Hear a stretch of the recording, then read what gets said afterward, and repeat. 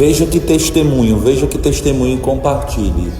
Pai leva filho deficiente todos os dias à igreja porque ele faz questão de fazer suas orações na presença do Senhor, diante de Jesus, no Santíssimo Sacramento, no sacrário.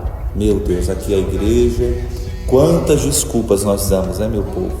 Quantas desculpinhas esfarrapadas. Olha aqui, ó. Nós, com plena saúde física, não vamos à igreja muitas vezes todos os dias, não amamos o Senhor sobre todas as coisas, não nos esforçamos. Olha aqui, com toda coragem e determinação, indo até Jesus para adorar, para agradecer, para louvar. Meu Deus, que exemplo!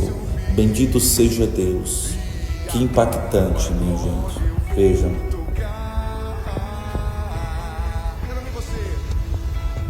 Se deixe tocar pelo Senhor.